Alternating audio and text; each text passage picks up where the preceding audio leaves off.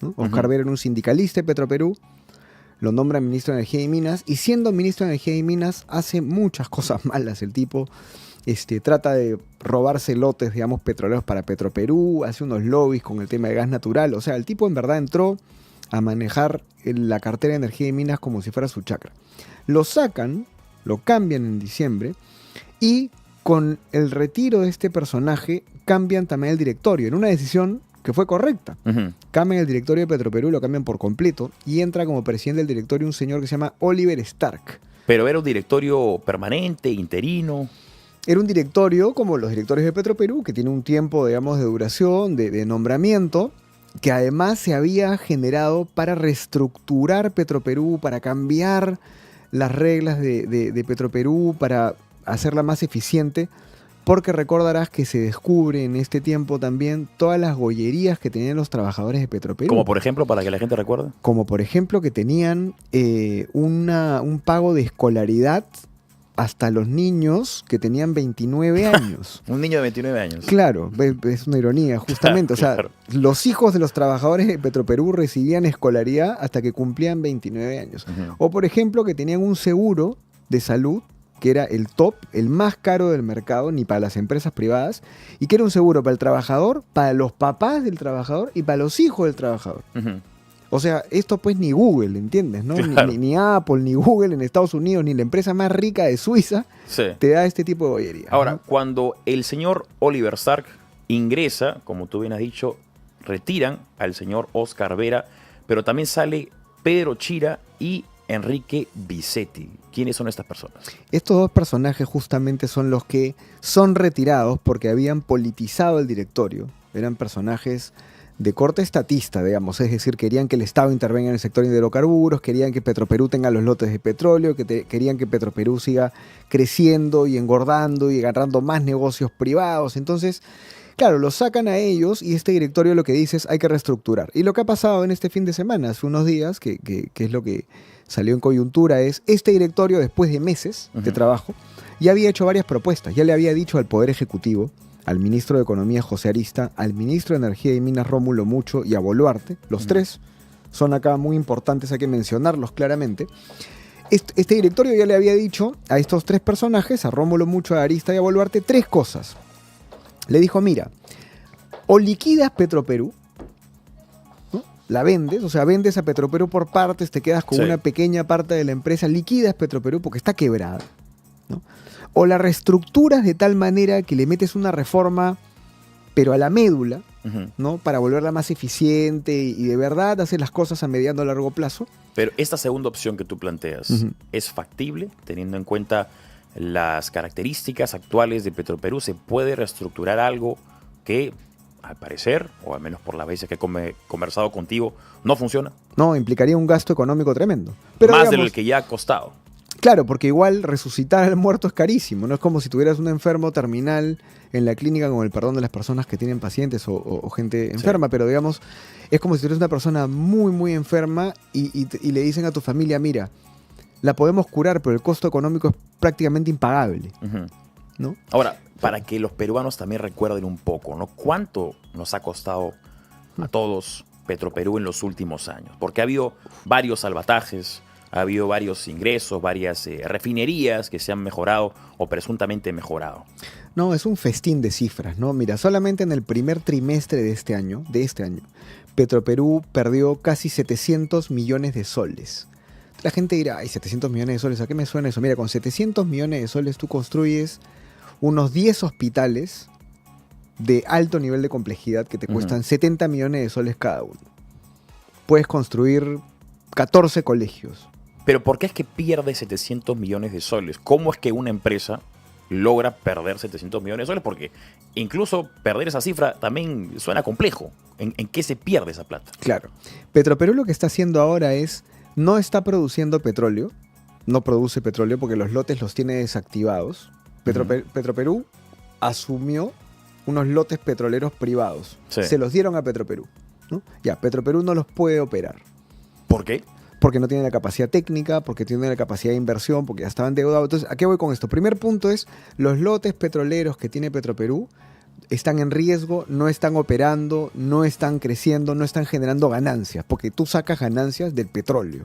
Pero hace no mucho, fue el año pasado o hace 2, hubo un gran salvataje a Petroperú. Presuntamente ese dinero iba a ser utilizado para justamente invertir en tecnología, invertir en capacidades para poder explotar esos pozos petroleros. Supuestamente. ¿Y en qué no, se gastó el dinero? En pagar las deudas anteriores, porque debes plata. Ahora, ¿en qué otra cosa pierdes? Petroperú tiene distribución de combustible. Pero cada vez Petroperú distribuye menos combustible. Había gente antes que te decía, no, Petroperú es muy importante porque el combustible en las regiones más alejadas llega por Petroperú. Es más, han habido especialistas con los cuales yo he conversado que saben del tema y pensaban hasta hace menos de un año que el 60% del combustible en las zonas más alejadas lo ponía Petroperú. ¿Y no es así? No. Acaban de salir cifras hace unas cuantas semanas, es el 25%. O sea, Petroperú ya tampoco vende combustible. Entonces, ¿a qué se dedica actualmente Petroperú? Y luego tienes la refinería de Talara, que la refinería debería refinar el petróleo Sí. que se produce en el Perú para sacarlo, ¿no es cierto? Para venderlo. Bueno, la refinería está parada, ¿Por qué está parada? porque no está funcionando en varias de las operaciones que tiene, hay máquinas que no funcionan bien, Pero no funciona al 100%, no funciona funciona al 20%, 100%, pero- funciona un porcentaje. un porcentaje. Pero no es suficiente, pues. Porque has montado un monstruo de 7.000 millones de dólares que te ha costado un montón de plata, que se inundó, se quemó y que tiene una serie de procesos y sistemas dentro de la refinería que no están funcionando. Es alucinante. A ver, he visto algunos comentarios en redes sociales de personas que están opinando a favor o en contra de Petroperú, o al menos a favor o en contra de la posibilidad de una reestructuración o una liquidación. El día de ayer, el economista Alejandro Indacochea aseguró que no camina declarar en quiebra a Petroperú porque afectaría nuestra calificación crediticia. Por ello, recomendó la reestructuración con cronograma y medidas concretas. Habría un peligro de perjudicarnos crediticiamente si es que se declara en bancarrota o si es que buscamos esa alternativa. Es un argumento bastante técnico. Hay que hablar de temas técnicos y ya casi morales con Petroperú, digamos, pero en términos técnicos, no. Justo hoy día apareció en Gestión, en Diario Gestión, una noticia en donde uno de los directores de Moody's, que Sí. es una agencia calificadora, decía que no, justamente, pues, ¿no? O sea, que finalmente, además lo decía al contrario, pero sirve como argumento. Lo que este señor de Moody's decía es, si Petroperú se endeuda un poco más, no va a afectar, Ujú. ¿no?, la calificación del país, porque finalmente es un pedacito de deuda frente a toda la deuda nacional que no es muy relevante en términos de deuda país. Para aquellas personas que tal vez no comprenden o no dominan mucho este tema macroeconómico, ¿en qué perjudica o beneficia al país tener una calificación crediticia alta o baja? Es importantísimo. Bueno, es algo arbitrario también, pero muy importante. En el mundo existen 3, 4 calificadoras que son las que te dicen a los empresarios internacionales, Ujú. ¿no?, a las grandes empresas, las empresas que hacen infraestructura, petróleo, minería, carreteras, puentes, que son las que manejan estos proyectos aquí en el país también.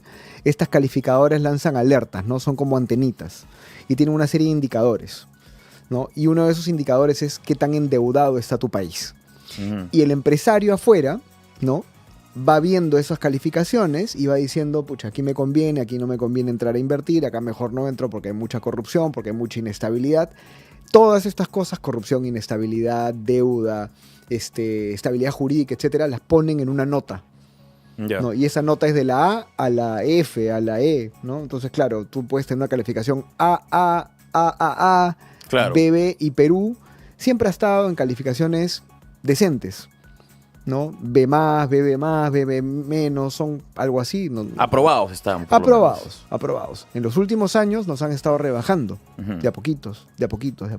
Hemos perdido el atractivo que teníamos antes. Hemos perdido el atractivo que teníamos antes, porque es una calificación que efectivamente evalúa indicadores que son reales y concretos. Entonces, los empresarios, repito, para terminar con esta explicación, miran esa calificación y eso sí influye en, además, cuánto interés te va a cobrar el banco por tu préstamo. Entonces, si el Estado peruano le dice a un banco internacional o a un fondo de cooperación, un fondo de banca, le dice, mira, yo voy a hacer una super carretera, pero hay una parte del dinero que esta empresa te lo va a pedir a ti, vamos a apalancarnos con un crédito.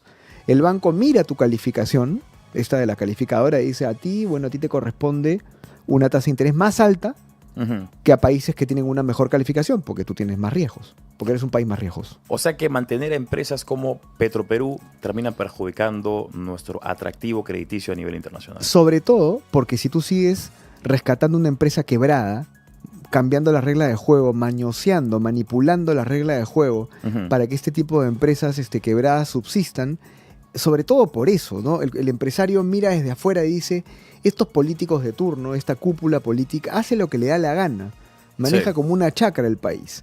Y se endeuda por acá, gasta por acá, saca normas y leyes por aquí. Yo no me voy a ir a invertir en ese lugar, porque el día de mañana voy a firmar un contrato a 20, 30 años por una obra de infraestructura grande y en algún momento me van a cambiar las reglas de juego y voy a perder mi plata. Ahora, tú mencionaste hace unos instantes 3 nombres de suma importancia. Dina Boluarte, Rómulo Mucho y José Arista. Sí. Los dos últimos, el ministro de Energía y Minas, y el tercero, el ministro de Economía. Estas personas hace algunos meses estaban a favor de esta reestructuración, pero ahora, ¿qué ha sucedido? ¿Por qué es que Petroperú, o por qué estas personas que podrían estar prontas a volver a Petroperú, tienen este inmenso poder para cambiarle la posición a la presidenta del Perú, que hasta hace no mucho tenía una posición distinta?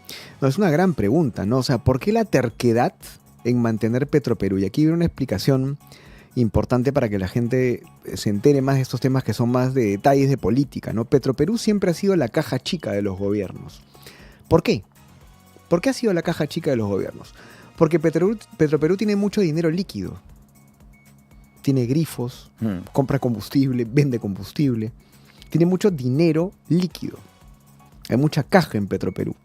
Pero cuando dices que ha sido la caja chica de los gobiernos, ¿estás insinuando que ha habido actos inmorales o ilegales detrás para beneficiarse? No hay necesidad de insinuarlo porque han habido informes de Contraloría y una decena de informes en los últimos ya varios años, 6, 7, 8 años, de cómo Petroperú, las áreas de compras, de logística, malgastan el dinero, ¿ok? Pero no solamente eso, sino que el dinero se va por lugares oscuros que uno ya ni sabe dónde está. Y eso ha sido notorio en Petroperú en los últimos años, en la última década siquiera. O sea, Petroperú ha sido la caja chica de Ollanta Humala, ha sido la caja chica de Pedro Castillo, es la caja chica de la gente que está detrás de Boluarte. Acá viene la segunda parte de la respuesta. O sea, lo que la gente tiene que entender es que la terquedad de Boluarte, de Castillo y de esta gente de manejar Petroperú y no desbaratar, digamos, reestructurar, si quieres, esta empresa, es que finalmente Vladimir Cerrón, Boluarte, Castillo, todas estas gentes tienen un interés en el dinero, en la plata que está detrás de Petroperú. No hay otra respuesta. O sea, es ya muy descarado el asunto, Pancho. Y obviamente Cerrón tiene agarrada pues, del cuello a la señora Boluarte, porque evidentemente Boluarte, Pedro Castillo, Cerrón y toda esta cúpula han sido parte de 2020, 2019, 2021 del manejo de la plata de Perú Libre. ¿Y hay una relación entonces entre Vladimir Cerrón y, por ejemplo, el señor Oscar Vera? Por supuesto.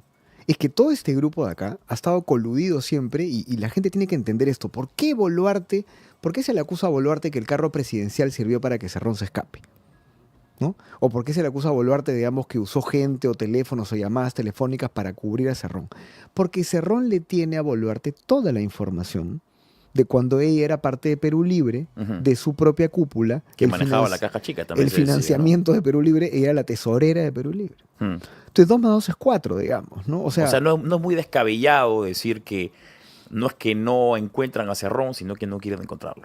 Y toda esta explicación de por qué no encuentran a Cerrón y el poder de Cerrón se basa finalmente en la información que Cerrón tiene sobre toda esta gente que está a su alrededor y que evidentemente podría hundir a la presidenta de la República. Entonces, de este problema tan grave que tiene que ver con Cerrón y con Boluarte, se deriva, ¿no?, esta terquedad, esta necesidad de no tocar Petroperú.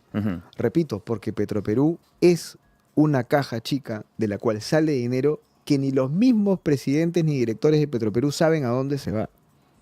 Porque es conocido, digamos, que Petroperú siempre ha tenido problemas de transparencia económica, problemas, digamos, de compliance, o sea, de normas de cumplimiento, claro, de estándares sobre transparencia, sobre temas fiscales, tributarios. Evidentemente, pues mira la cantidad de plata que pierde y que se le inyecta y que sale por acá. Petroperú tiene 2 contabilidades, Pancho, para empezar. 2 contabilidades. Por supuesto, y esto también es sabido por todos. Maneja una contabilidad en dólares que tiene que ver con la Petroperú que compra deuda, emite bonos, perdón, vende deuda, emite bonos y hace todo este manejo, y tiene una contabilidad en soles, que es la contabilidad nacional interna. Eso es bastante inusual. Por supuesto que es inusual, pues es un manejo que se ha dado en algún momento, calculo, por temas técnicos y financieros, y que ahora evidentemente es todavía una señal más de que es una empresa pues que hay Sí. que tocar y meterle mano, ¿no? Bien, también el día de ayer el expresidente de Petroperú, Carlos Paredes, dijo que no se puede privatizar Petroperú. Volvamos al tema de la privatización, porque cuando Petroperú es tendencia, en las redes sociales siempre hay gente que dice privaticemos Petroperú de una vez. Él dice que no se puede privatizar Petroperú. Dice, lo que plantea y se plantea hoy en día es que haya un 49% de accionariado privado. El Estado mantendría la mayoría de la propiedad. ¿Esto ya está vigente o es un planteamiento que quiere? Es un planteamiento del nuevo directorio y que Carlos Paredes lo ha empujado desde que él era presidente de Petroperú. Carlos Paredes fue presidente de Petroperú y él hizo muchas declaraciones siempre fue muy transparente con este tema, de la necesidad de reestructurar y de cambiar Petroperú. Pero ¿quién compraría casi el 50% de una empresa que está fallida? Claro, es que ahí viene el tema. Y también la gente tiene que entender esto y lo tiene que entender con realismo, digamos, ¿no? En los años 90, ¿no? Este proceso de privatización que hubo, recordarán todos, Sí. 92, 93, 94, el típico argumento de la izquierda, ¿no? Y de la gente más pro Estado, pro intervención del Estado, era, se están regalando las empresas a los extranjeros. Bueno, es que estabas regalando empresas que eran chatarra, ¿no? Que eran chatarra, ¿no?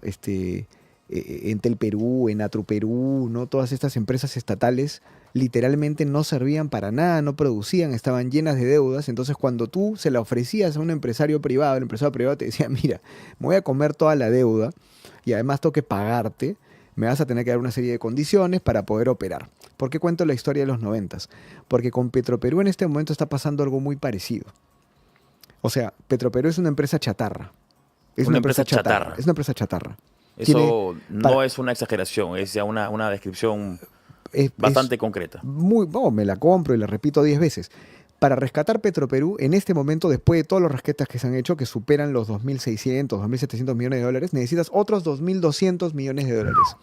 4.000 millones de dólares, 4.000 y tantos millones de dólares en menos de 6, 7 años para reflotar una empresa politizada, corrupta, que tiene gente que se roba la plata y que además tiene una grasa, una burocracia de personal no calificado que no es capaz de operar pozos petroleros, que no pueden sacar adelante la refinería, etcétera, etcétera. Entonces, estás manteniendo literalmente un cascarón con mucha gente adentro. Hay personas, hay también sindicatos o grupos que sostienen lo siguiente. Hay un frente o no recuerdo cuál es la nomenclatura precisa, pero es FEMPETROL, es la nomenclatura o las siglas que dice en Twitter. Se van abriendo voces de cordura privilegiando el interés nacional en Fenopetrol. Hemos afirmado y nos ratificamos. Petroperú no es una empresa cualquiera, es la garantía de la soberanía energética y la defensa nacional.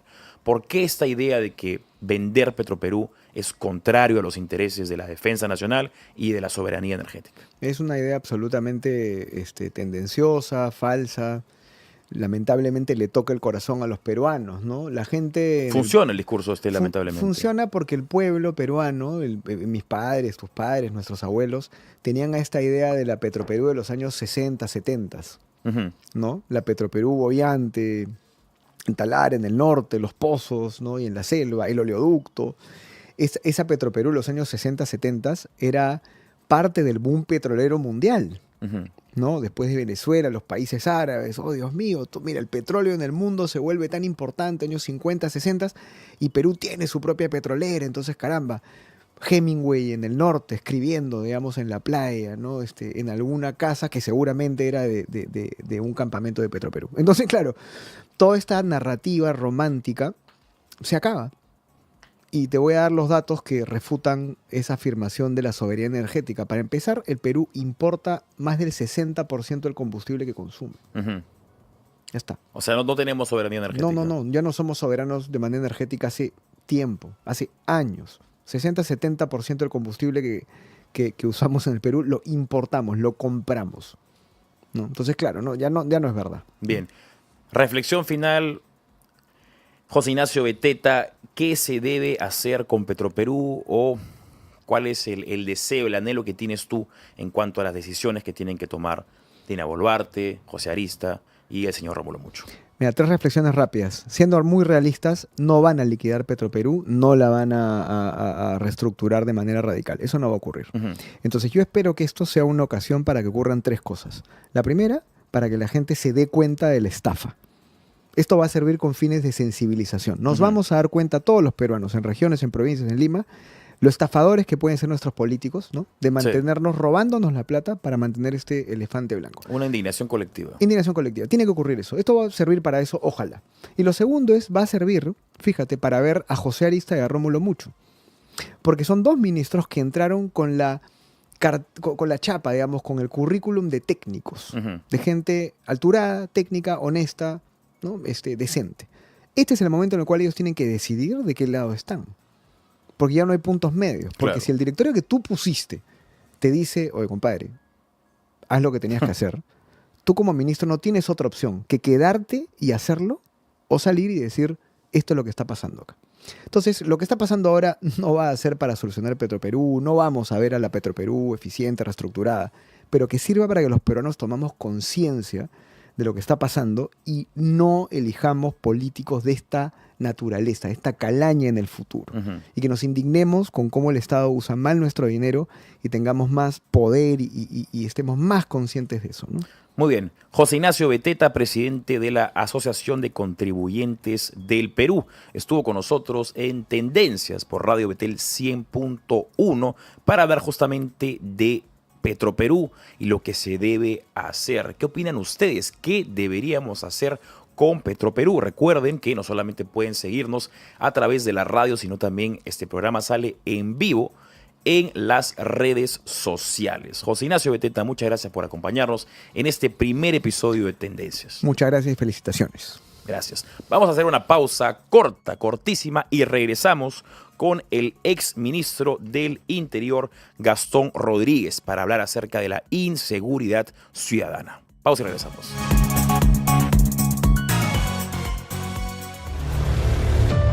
El adoctrinamiento ideológico hoy está en las universidades y escuelas. El comunismo nunca ha funcionado. Mi cuerpo, mis reglas. El feminismo no libera a las mujeres, las domina. No es progreso si la humanidad se pierde a sí misma. Justicia social, ¿con qué se come?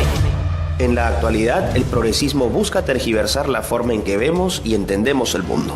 Ecos del saber. Con Miklos Lukács. Un espacio que te permitirá aprender para defender y promover la verdad con principios y argumentos sólidos. Porque sabemos que entender es infinitamente mejor que memorizar y repetir. Todos los miércoles a las 9 de la mañana. Después de Cuestión Previa, 100.1 FM. Solo por Betel te acompaña. ¿Buscas el impulso matutino perfecto? Café y Noticias, lo tiene todo. Únete a nosotros cada mañana para las noticias más recientes. Y la música más motivadora. Haz de cada mañana. Un momento especial con nosotros. Te esperamos de lunes a viernes desde las 6 de la mañana. ¿Te gustaría saber lo que está pasando en el mundo en este mismo momento? En Betel en la actualidad traemos la información más relevante. Desde los titulares locales hasta los eventos que impactan a nivel global. Prepárate para estar un paso adelante. Sintoniza Betel en la actualidad, edición central. De lunes a viernes a partir del mediodía. En Betel nos preocupamos por llevarte la mejor información. Actual, veraz y de interés nacional e internacional. Hora Punta. El programa que te mantiene conectado. Sintonízalo de lunes a viernes a las 10 de la mañana. Hora Punta. Con Fabricio Escajadillo en los 100.1 FM. Betel te acompaña.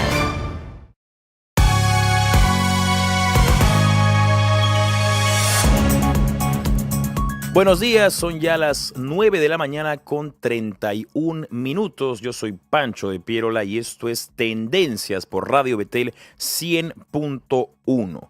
Como ya lo habíamos adelantado en el primer bloque, nuestro siguiente invitado es el general Gastón Rodríguez, ex ministro del Interior del Perú. Y el tema en tendencia, el tema en cuestión, el tema en preocupación es la inseguridad ciudadana.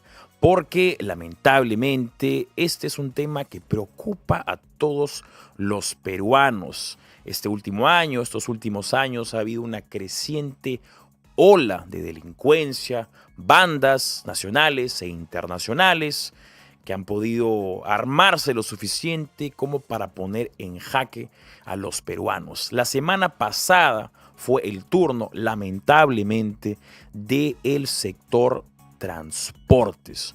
2 empresas de transportes fueron amenazadas, 2 choferes fueron incluso asesinados, y eso perjudica, por supuesto, no solamente a las vidas de estas pobres personas, quienes solamente quieren salir a trabajar, sino que también perjudica a los peruanos que pasan por estos sectores, que pasan por estas vías, que utilizan estos transportes, porque no pueden llegar a sus destinos. Estamos perjudicando a los peruanos de bien, a los peruanos honestos, que solamente quieren salir a trabajar con la certeza de que van a volver. General Gastón Rodríguez, ex ministro del Interior del Perú, está con nosotros. Gastón, buenos días y muchas gracias por venir a mi primer programa acá en Radio Betel 100.1. Pancho, un saludo cordial y de antemano éxitos en la realización de tu programa. Muchas gracias, muchas gracias. Esperando que tengas la mejor audiencia. Muchas gracias, muchas gracias. Bueno, contigo ya he conversado en varias oportunidades justamente acerca de la inseguridad ciudadana, ¿no? Que es, como mencionaba, un tema de suma preocupación para todos los peruanos. Hemos tenido ya más ministros del Interior de los que nos gustaría tal vez en estos 2 últimos años presidenciales. ¿Y cuál es tu lectura? Porque primero, vamos a enfocarnos en el sector transporte y luego vamos a tratar de abrirlo a otros sectores, porque no solamente son los transportistas aquellos que se ven perjudicados, sino que lamentablemente esto afecta a todos los peruanos. Fíjate, mira, yo creo que esta es una oportunidad para hacer un análisis amplio de lo que viene sucediendo en nuestro país y que nace en el aspecto del transporte desde la propia informalidad con la que se constituyen las empresas, sin un seguimiento adecuado de cuáles son los capitales que intervienen en las formaciones, porque hay información que se lava dinero incluso para la formación de algunas empresas. En las empresas de transporte. De transporte, ¿no? Y obviamente cuando nace algo producto de la informalidad y en el camino se trata de formalizar, comienzan a aparecer una serie de problemas. Pero estas empresas, el Chino y el Naranjito, eran presuntamente empresas formales. Presuntamente empresas formales, así es. Pero hay otras que no. Entonces, claro, como es un análisis un poco amplio, hablamos de todo. Sin embargo, lo que viene sucediendo ahora con relación a la criminalidad propiamente dicha es que existe un ingrediente muy importante que es el ingrediente foráneo. Es lo que se conoce como una transnacionalización del crimen. Entonces, si había criminalidad organizada y ahora se ha visto repotenciada con la transnacionalización del crimen, obviamente que el problema es duro. Y aquí no se trata de una sola persona, Pancho. No se trata de cambiar ministros. No se trata de cambiar ministros. Se trata de enfocar el problema tal y como es. ¿Cuál es el problema? El sistema de justicia del Perú no funciona. Y esto lo venimos diciendo hace mucho tiempo, ¿no? No funciona porque la policía no puede hacer su trabajo, porque los fiscales no hacen el trabajo, por culpa de los jueces. ¿En qué proceso está la falla? Porque hay de ambas partes. O sea, los operadores de justicia son la Policía Nacional, el Ministerio Público y el Poder Judicial. La policía hemos visto que hace un trabajo denodado, esforzado, pero el 90% de las capturas que hace la policía, ya esto es información abierta, son liberadas o por el Ministerio Público o por el Poder Judicial. ¿Por qué sucede eso? Ya, esto sucede por varias cosas, para que entienda la población. Primero y básicamente porque el Ministerio Público y el Poder Judicial se basan en un código procesal legal, que es parte del ordenamiento jurídico del país. Sí. Y al aplicar ese código procesal penal, lo hacen taxativamente como está señalado en la norma, y esa aplicación genera una serie de situaciones favorables, pero no para la persona que se está viendo afectada, sino para que el que está siendo juzgado, o sea para el son delincuente. muy literales. Son muy literales. O y que entonces, el código mismo está mal concebido desde su génesis. En algunos casos hay una mala concepción, pero en otros casos hay una parte que podrías interpretarla en favor de la comunidad. Sin embargo, por ejemplo, ¿no? Con 3 arraigos, domiciliario, identidad plena y laboral, el delincuente puede pasar a condición de citado. Entonces eso es una situación que está escrita, pero también hay un discernimiento por parte de la autoridad de qué cosa es en la que está implicado este sujeto. Por eso es que vemos que el comisario de cualquier jurisdicción presenta al detenido y dice, es la 3ª vez que lo agarro.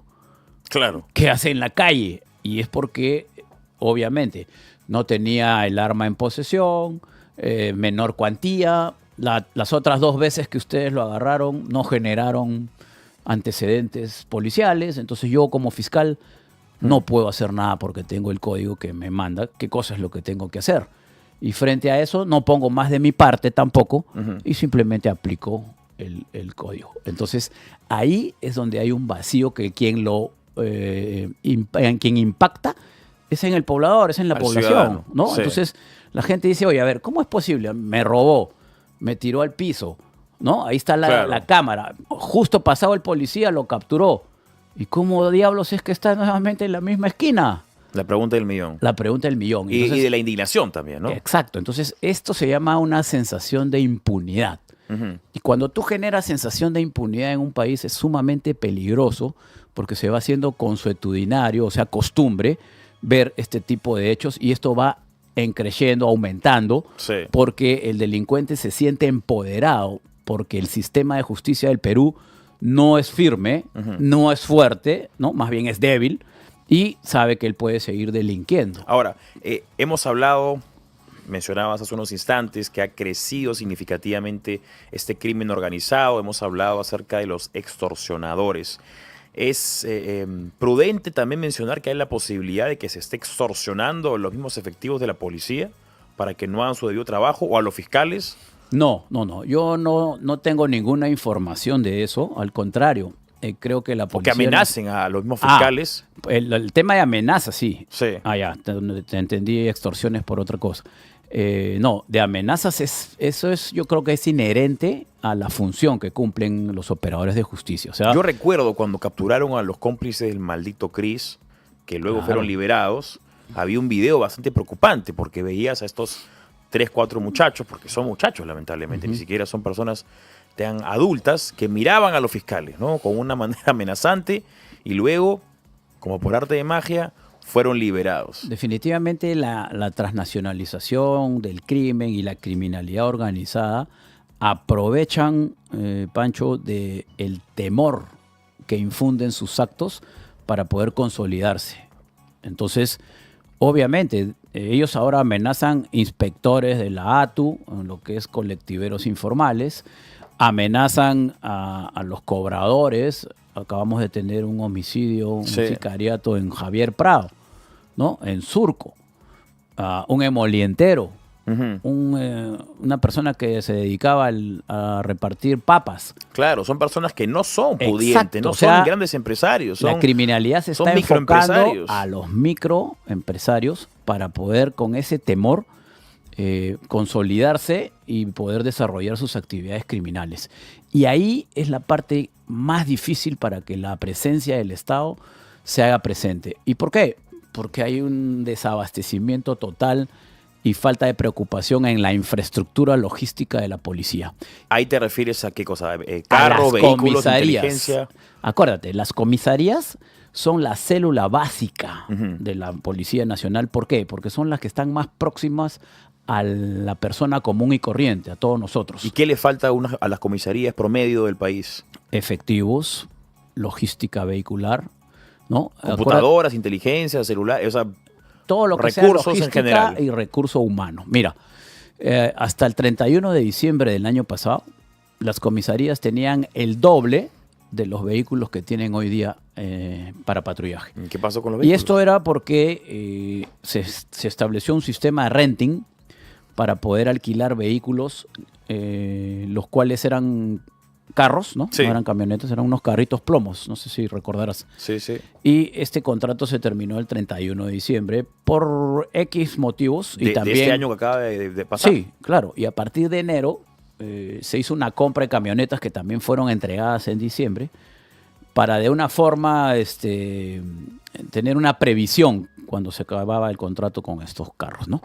¿Y qué pasó? Que las comisarías de 10 patrulleros que tenían de estos vehículos pequeños pasaron a tener entre 4 y 5 camionetas. O sea, de saque se redujeron al 50%.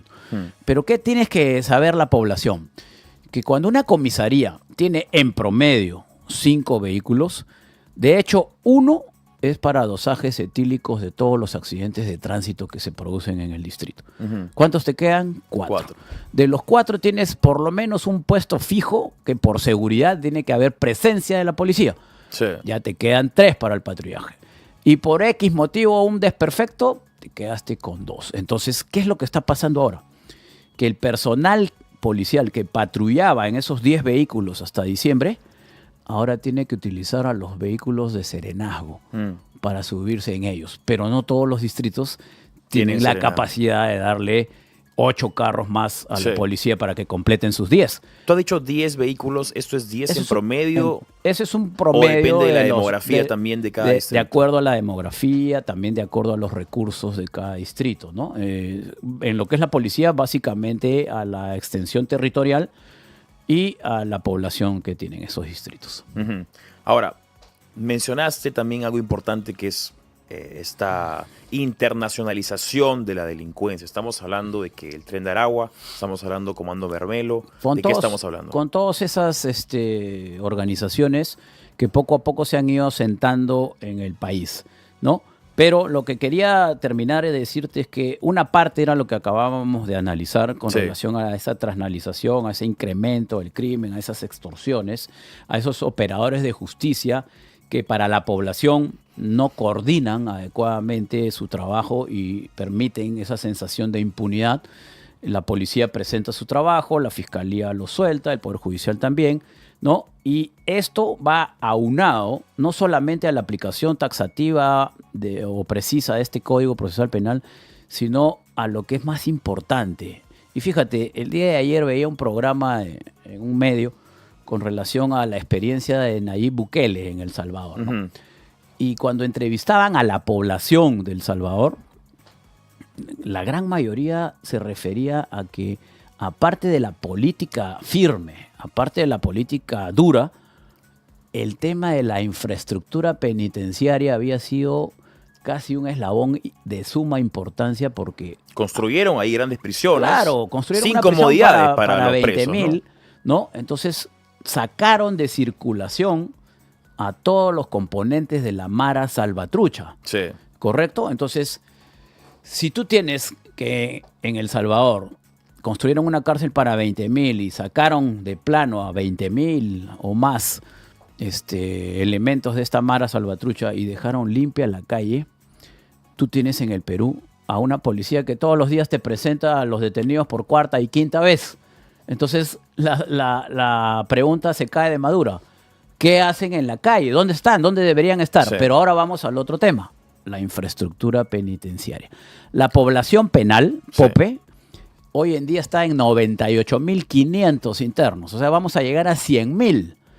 Cuando teníamos 30,000, habían 68 penales en el 2008. Ya. Hoy día tenemos casi 100,000 y hay 69 penales. O sea, solamente hemos podido construir en más de 20 años un penal. Y hay una sobrepoblación en los Eso centros genera penitenciarios. una superpoblación que está actualmente en el 136% de hacinamiento. Entonces la pregunta también es válida. ¿Son centros de readaptación social o son escuelas de perfeccionamiento del crimen?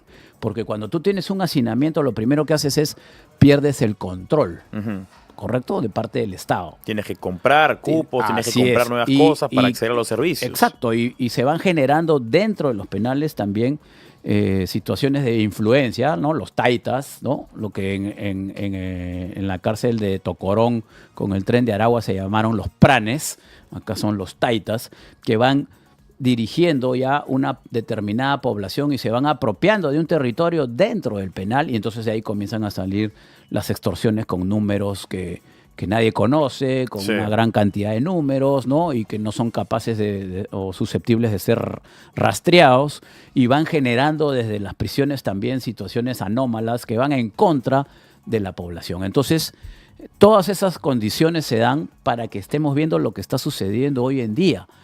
Y si no tienes un sistema de justicia que funcione, que no esté a la altura de las circunstancias, esto va a ir empeorando, porque la transnacionalización del crimen no va a parar. La situación en la que está Venezuela hoy en día, con la consolidación de Maduro al frente de su presidencia, va a generar en poco tiempo una nueva migración, porque esa población está harta de vivir en las condiciones en las que vive. Lamentablemente el 28 de julio, que fueron las elecciones en Venezuela, había un gran número de venezolanos que estaban ya prestos a regresar. Exacto. Y la situación ha cambiado. Como ahora tú dices, van a tener que hacer espacio para que vengan otros familiares o más gente. Y amigos, ¿no? Y entonces, otra pregunta más. Con las fronteras porosas que tiene el Perú, ¿se va a poder detener una migración o un éxodo de la magnitud en la que se prevé? ¿Qué estamos haciendo a nivel Estado para prever esto? Sí. ¿Vas a poner militares? ¿Vas a poner policías en columna de uno? No hay forma de hacerlo. Entonces, hacia ahí es hacia donde deberíamos estar enfocando nuestra preocupación. Hay un comunicado de la ATU, la Autoridad de Transporte Urbano para Lima y Callao, que le pidió o convocó a el Consejo de Seguridad de Estado como una solución, como una alternativa, o al menos como un grito al cielo, un grito de ayuda, ¿no? Por favor, auxilio. Porque no sé si en alguno de tus programas, creo que sí, hablamos del Consejo de Estado y del liderazgo de la presidenta, ¿no? Es que ese es el camino, digamos, legal que tiene el Estado para poder enfrentar esta ola de criminalidad. ¿Y por qué? La población debe saberlo. El Consejo de Estado permite tener a las cabezas de todos los poderes y a los altos mandos de todas las instituciones, con la finalidad de diseñar una política de respuesta inmediata a lo que está sucediendo. Pero no debería eso ya existir. Exacto. Para evitar que suceda. Exacto, debería existir, pero tú la ves que no existe. Ves que los planes se diluyen, ves que no hay una conducción de nadie, o sea, cada entidad trabaja por sí sola. Los operadores de justicia, que son lo que primero tiene a la mano el ciudadano, divorciados, enfrentados, peleando entre sí, uno de ellos llamando al orden a los otros dos, ¿no? Entonces, realmente, ¿quién es el que debería sentarlos a todos? No hay otra persona que la presidencia de la República. No hay. Entonces, ¿y no hay esa iniciativa por parte de Dina Boluarte? Yo creo que no solamente se trata de que no tenga iniciativa, sino que cuando tú tienes rabo de paja no tienes ascendencia. Y cuando no hay ascendencia, tú no puedes sentar a las personas porque te van a mirar con desdén, te van a mirar sin importancia y por último te van a decir no puedo asistir. No hay esa ascendencia sobre los poderes del Estado, sobre los funcionarios de alto nivel. ¿Por qué? Porque si bien es cierto hay independencia de poderes, pero hay alguien que tiene que poner al orden a todos. Y existe y actualmente, ese es el presidente a través de ese Consejo de Estado. Y fuera de la presidenta Dina Boluarte, ¿existe alguna figura dentro del Ministerio del Interior, el mismo señor Santibáñez, o dentro de la Policía Nacional que pueda tener esa autoridad, esa ascendencia? Mira, lo que pasa, a ver, más que legal, al menos espiritual, como para poder convocar. Mira, yo creo que, a ver, el ministro del Interior puede ser un gran coordinador. ¿Hablamos de este en particular o del puesto? De la figura del ministro del Interior. Puede ser un gran coordinador, pero aquí sucede algo. Y vamos a hacer que la gente también entienda un poco lo que estamos hablando. Si se decreta un estado de emergencia en un determinado distrito, que dicho sea de paso no es más que una medida paliativa, momentánea y populista, ¿no? Pero si se decretara un estado de emergencia y van las Fuerzas Armadas, va el ejército con sus pertrechos, la pregunta es, ¿a quién le rinde cuentas ese comando del ejército que ha sido destinado para tal hecho? A su alto mando. Ellos dependen del Ministerio de Defensa. No le dan cuenta al ministro del Interior. Entonces, esa pérdida de control, ese alcance de control, así se llama en términos policiales, con instituciones o estamentos que están combatiendo supuestamente por un mismo objetivo, es una debilidad muy grande. O sea, el que dirige una operación en un estado de emergencia debe tener el alcance de control y debe haber una unidad de comando para poder direccionar sus fuerzas directamente a los objetivos por alcanzar. Y ahora, eso no sucede. Hace cerca de un mes se buscó hacer un cambio a nivel de nombre del Ministerio del Interior por Ministerio de Seguridad Pública. A nivel efectivo, ¿tiene alguna modificación o es simplemente un cambio de nomenclatura? No, a ver, lo que pasa es que la seguridad pública está definida como todos los esfuerzos que hace un Estado para garantizar la seguridad de sus integrantes a través del orden público. Pero esto puede aunar también a las fuerzas del orden ejército o solamente estamos hablando de la policía? No, solamente es policía. No es ejército. Ejército se mantiene en defensa. Su control, su supervisión y su dependencia del Ministerio de Defensa. Bueno, lo que se trata acá no solamente es de cambiar un nombre, sino darle realmente la potencialidad que merece un ministerio de esta envergadura en el combate de la criminalidad. Hoy en día todos nos preguntamos qué cosa hacer, ¿no es cierto? No hay, bueno, en realidad pues el que tenga la varita mágica que salga, dicen muchos, ¿no? Pero realmente yo creo que sí hay conceptos generales y acciones iniciales que se deben hacer. Por ejemplo, así rápidamente antes de que nos gane el tiempo. Bueno, yo diría que hay 4 puntos en los que debemos empezar a fijarnos. Economía y finanzas. ¿Cómo? Presupuesto. Acentuar el control de lo que es lavado de activos. Y generar a través de las unidades de inteligencia financiera y de los sistemas financieros un control adecuado de estas economías ilegales. ¿Cómo es posible que utilicen el sistema financiero para mover ingentes cantidades de dinero y no los podamos detectar? Otra cosa. Estas bandas criminales están relacionadas con narcotráfico. Claro, tienen sus movimientos, usan el sistema financiero para poder mover su dinero. Otro punto es la prevención social, la protección a las víctimas. No es suficiente lo que se hace hasta actualmente. Otro punto es el liderazgo político y la gobernanza para poder no solamente concretar acciones a nivel nacional, sino también internacional.